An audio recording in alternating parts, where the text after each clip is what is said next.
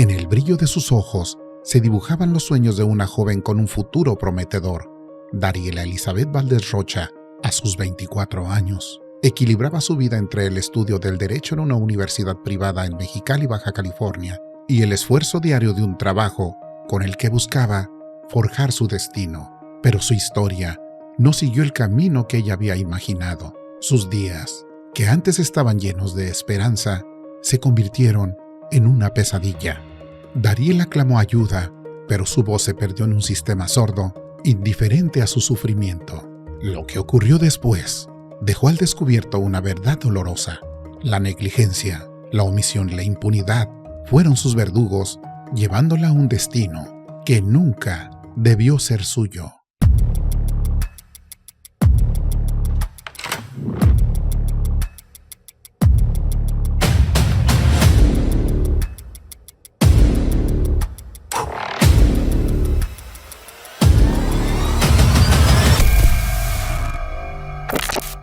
Dariela Elizabeth Valdés Rocha nació el 4 de julio de 1998 en Mexicali, Baja California, México. Fue la menor de 3 hermanos y desde pequeña encontró en su madre Elvira Valdés un pilar inquebrantable. Elvira, con esfuerzo y sacrificio, sacó adelante a su familia, y Dariela, con el amor profundo que le tenía, le hizo una promesa: algún día seré profesionista y te devolveré todo lo que has hecho por nosotros. Esa promesa no quedó en palabras. Con una determinación admirable, trabajó desde la adolescencia para costear sus estudios de derecho. Su rutina era intensa. Combinaba su empleo con la universidad y aún encontraba tiempo para ejercitarse en el gimnasio, una de sus pasiones. Su madre la recuerda como una joven disciplinada, dedicada hasta el más mínimo detalle en todo lo que hacía. Para quienes la conocieron, Dariela no solo era una estudiante y trabajadora incansable, sino una hija comprometida con su familia y con su propio futuro. Pero ni su fuerza ni su empeño fueron suficientes para protegerla de lo que estaba por venir. Dariela tenía apenas 19 años cuando conoció a Honorio González García, un hombre casi 5 décadas mayor que ella. Nacido en Michoacán, Honorio tenía 6 hijas viviendo en Estados Unidos. Con la astucia que da la edad y el conocimiento de la vulnerabilidad ajena, encontró en la juventud de Dariela la oportunidad de ejercer control. Tal vez la ausencia de una figura paterna en su vida jugó un papel en la relación que ambos decidieron iniciar. Perfiles como el de Honorio no surgen al azar, son depredadores emocionales que dominan el arte de la manipulación y el control. Al principio, su trato puede parecer protector, incluso afectuoso, pero poco a poco, las señales se vuelven evidentes. Imposición de voluntad, celos enfermizos, vigilancia obsesiva y un inquietante deseo de posesión. Con el tiempo, la relación se tornó insostenible. La violencia, que comenzó con palabras y restricciones sutiles, escaló hasta convertirse en una amenaza constante. Dariela intentó alejarse en múltiples ocasiones de su agresor, pero Honorio no estaba dispuesto a dejarla ir. Su narcisismo e incapacidad de aceptar el rechazo lo convirtieron en una sombra peligrosa para ella y su familia. Lo que siguió fue una espiral de terror, un camino que solo podía llevar a un final devastador. El 22 de junio de 2022, Dariela vivió uno de los momentos más aterradores de su vida. Honorio la había encontrado. Su presencia no era una casualidad, era una sentencia. Se presentó en su lugar de trabajo y con frialdad le dijo: «Ya te encontré. Salte de trabajar y regresa conmigo, porque si no, te voy a mandar matar». El miedo se apoderó de ella. Su cuerpo temblaba, su respiración se entrecortaba.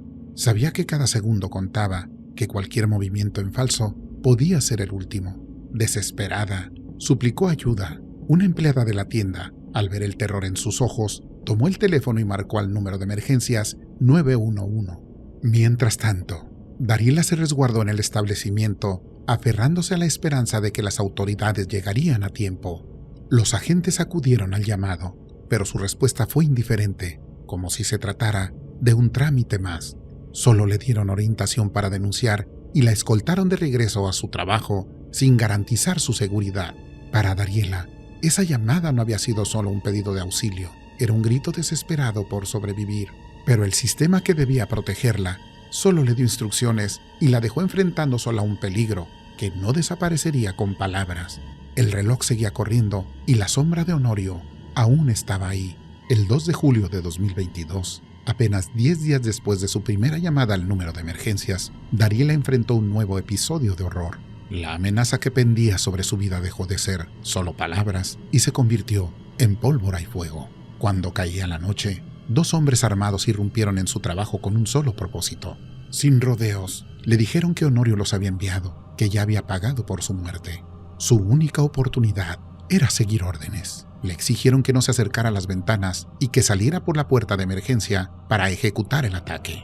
El terror la paralizó. Buscó desesperadamente las llaves, pero sus manos temblaban. Su mente se nublaba. No las encontró y entonces los sicarios decidieron dejar un mensaje de muerte. 2 detonaciones retumbaron en el establecimiento. Antes de marcharse, le advirtieron: «Regresaremos». El tiempo pareció detenerse. Entre el caos y el pánico, Dariela logró ver el vehículo de Honorio estacionado afuera.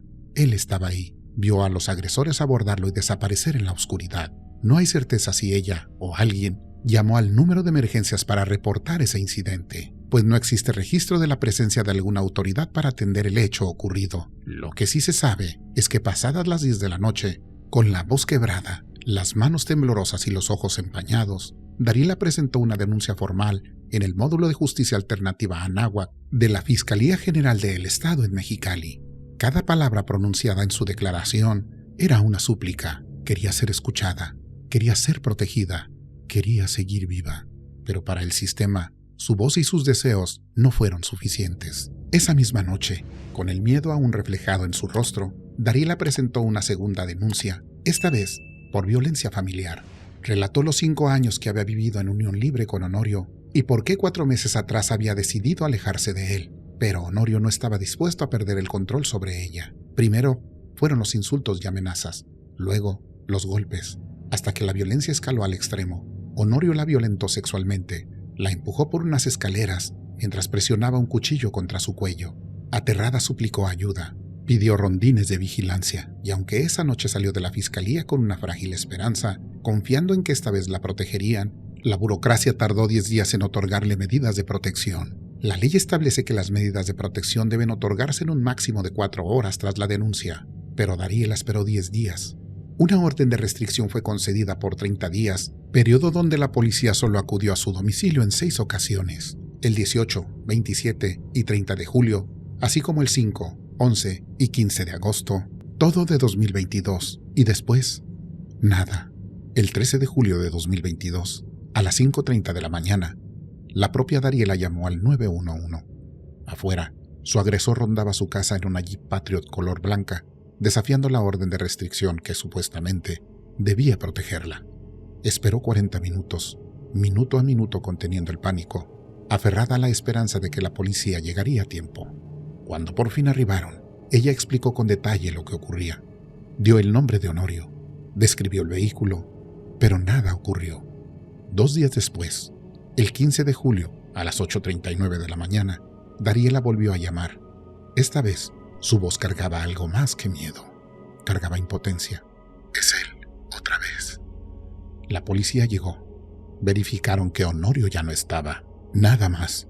Sin búsqueda, sin acciones, sin protección. Dariela quedó nuevamente sola frente al peligro. El 15 de agosto, cuando cesaron los rondines, nadie prorrogó las medidas de protección.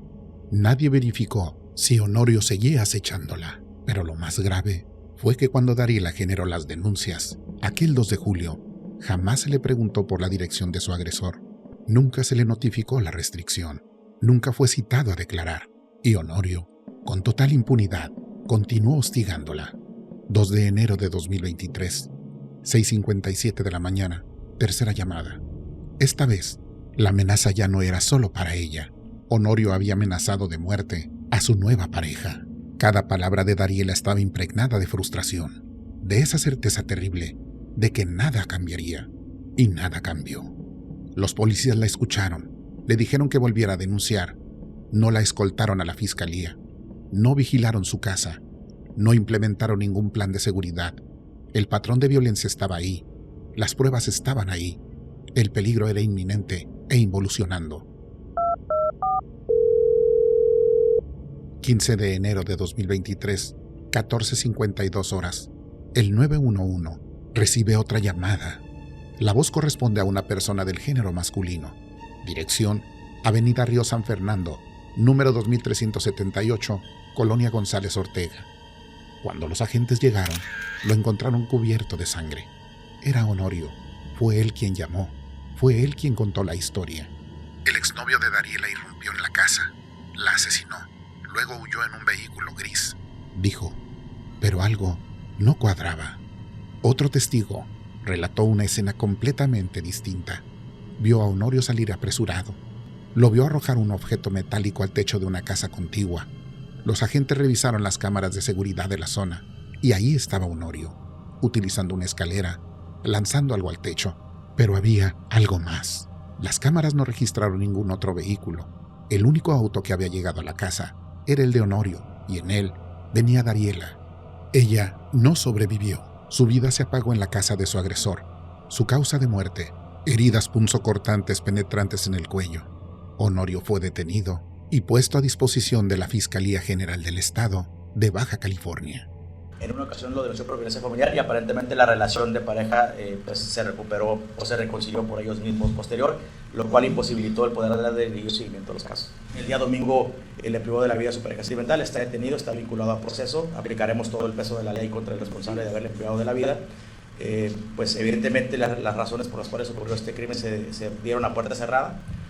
Pero existen evidencias técnicas y científicas que nos permiten establecer esta hipótesis en una teoría del caso y pues ellos se encontraban aún en una relación de pareja, ese mismo día estuvieron conviviendo juntos, hay evidencia que sí lo demuestra, estaban de forma consensuada juntos, manteniendo la relación sentimental que ellos conllevaban bajo esa naturaleza. Llegaron juntos al domicilio, tomados de la mano, abrazados y demás, y algo salió mal en el interior y desafortunadamente ocurrió que este sujeto, presunto responsable y imputado, le privara de la vida. Pero, ¿realmente salió algo mal? ¿O la impunidad ya había sellado su destino mucho antes? Poco más de 2 años han pasado desde que la vida le fue arrebatada brutalmente a Dariela Elizabeth Valdez Rocha. Honorio, ahora de 72 años, un hombre casi 3 veces mayor que ella, sigue en prisión preventiva. Pero el tiempo avanza y la justicia parece haberse detenido. Desde abril de 2024, el proceso judicial se encuentra en un letargo inexplicable. No hay audiencias. No hay avances, solo silencio. La familia sigue exigiendo justicia porque el sistema que le falló en vida le sigue fallando en la muerte. Durante 6 meses, desde aquel 2 de julio de 2022, no hubo una sola acción de investigación, ni inspección, ni peritajes, ni detenidos. El 18 de enero de 2023, apenas 3 días después del feminicidio, la Agencia Estatal de Investigación, por fin, decidió actuar. Acudió a la tienda de conveniencia Waldos, donde Dariela trabajaba. En el informe policial se señaló que aún se encontraban 2 agujeros en la pared, 2 marcas cóncavas de 1 pulgada de diámetro aproximadamente. Demasiado tarde. El Ministerio Público clasificó el caso como disparo de arma de fuego y amenazas, no como un delito en grado de tentativa. Ese detalle lo cambió todo. Si la agresión contra Dariela se hubiera encuadrado como delito en tentativa, las sanciones habrían sido más severas. Tal vez eso habría marcado la diferencia. Pero en Baja California, a diferencia de otros estados, el feminicidio en grado de tentativa no está legislado de manera específica. Si quieres conocer cómo se configura legalmente la tentativa, te invito a ver nuestro capítulo Desarrollo del delito, donde explicamos sus elementos y cómo influyen en la clasificación del crimen. El 12 de julio de 2022, el Ministerio Público ordenó un dictamen de psicología forense para determinar si Dariela presentaba afectaciones emocionales debido a la violencia que sufría, pero la diligencia jamás se realizó. La cita fue agendada para el 23 de septiembre, pero sin previo aviso, la cambiaron para el día 22. Dariela no fue informada del cambio de manera oportuna, por lo tanto, no pudo acudir por causas laborales. La evaluación jamás fue reprogramada. La oportunidad de documentar su sufrimiento se esfumó. Los fiscales ignoraron la perspectiva de género. Cada denuncia de Dariela fue tratada como un hecho aislado, cuando en realidad todo era parte de un mismo patrón mortal. Ella lo había dicho. 22 de junio, amenazas de muerte. 2 de julio, intento de asesinato en su trabajo. Su agresor estaba siguiendo un plan Pero la justicia no. Dariela estaba sola, hasta que fue demasiado tarde. La Dirección de Seguridad Pública Municipal de Mexicali falló en su deber más básico: proteger a una víctima en peligro.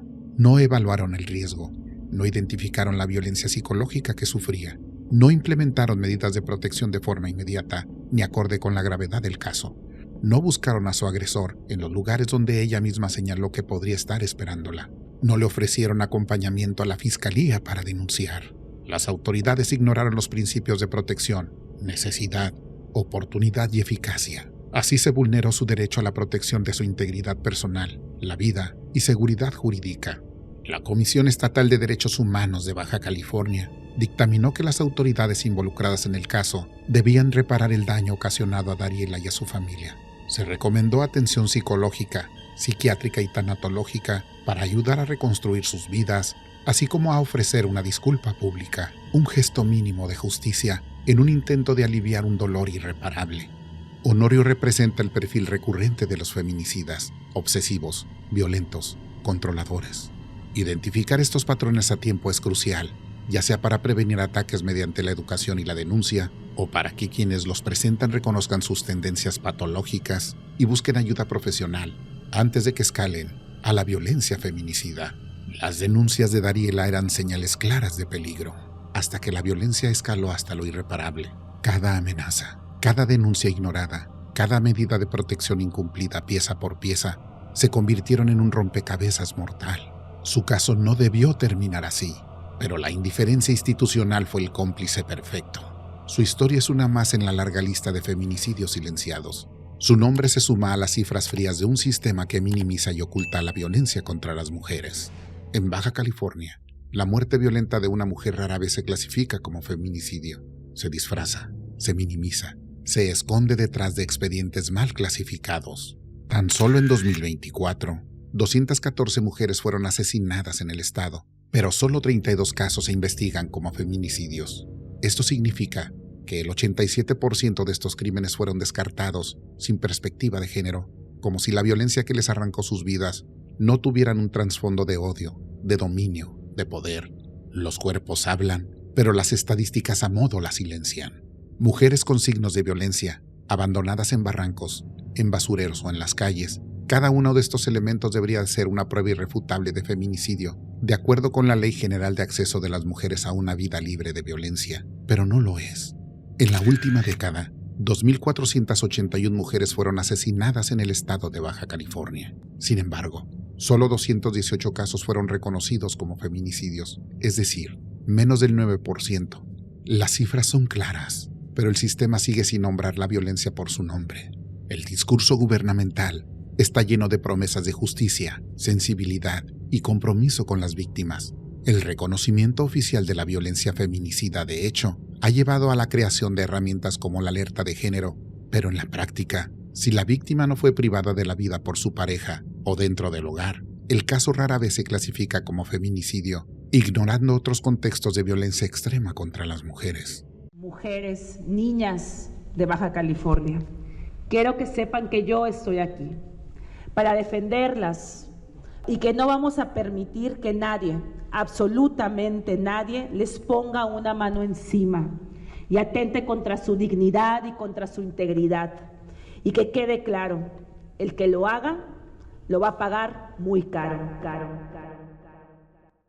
Dariela se convirtió en un símbolo, en el eco de un grito colectivo que exigía justicia y cambio. Su nombre dio vida a la Ley Dariela, una medida que busca encauzar a un sistema que por ignorancia o indiferencia se vuelve cómplice. Ahora, esta ley obliga a las personas servidoras públicas a recibir capacitación constante en violencia de género y atención a víctimas. Si las omisiones que dejaron desprotegida a Dariela siguen vigentes, las consecuencias perpetuarán el ciclo de impunidad. Mientras no se reconozca el problema, cada caso impune será la sombra que cobije a un nuevo agresor. Porque la violencia feminicida no es una percepción, no es un fenómeno aislado, no es un invento. Es una realidad que se cuenta en cifras, en nombres, en cuerpos que pocas veces o nunca regresan a casa. Las autoridades tienen una responsabilidad. Cada decisión, cada acción tomada puede salvar una vida o condenarla.